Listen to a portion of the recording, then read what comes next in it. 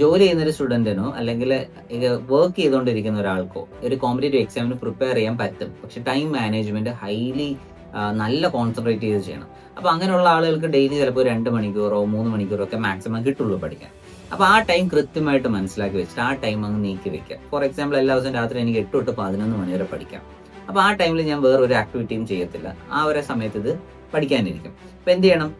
Maths ആണ് ആദ്യം പഠിച്ചു തുടങ്ങുന്നത്, അതിന്റെ ബേസിക്സ് ബ്രഷപ്പ് ചെയ്യുക. ആദ്യത്തെ 1-2 ദിവസം ബേസിക്സ് ബ്രഷപ്പ് ചെയ്യുക. ദെൻ ഒരു സിസ്റ്റമാറ്റിക് ഓർഡറിൽ ലിമിറ്റഡ് ആയിട്ടുള്ള സ്റ്റഡി മെറ്റീരിയൽ വെച്ച്, അതായത് ഒരു കാര്യം പഠിക്കാൻ ഒരു ബുക്ക് ഉപയോഗിക്കുക, അതിൽ കൂടുതൽ കാര്യത്തിലേക്ക് പോകാതിരിക്കുക.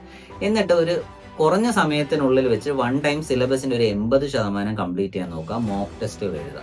മോക്ക് ടെസ്റ്റ് എഴുതുമ്പോൾ എവിടെയാണോ മാർക്ക് കുറയുന്നത് ആ സെക്ഷൻസ് വീണ്ടും എടുത്ത് ബെറ്റർ ആക്കി പഠിക്കുകയോ അല്ലെങ്കിൽ റിവൈസ് ചെയ്യുകയോ ചെയ്യുകയാണ് വേണ്ടത്.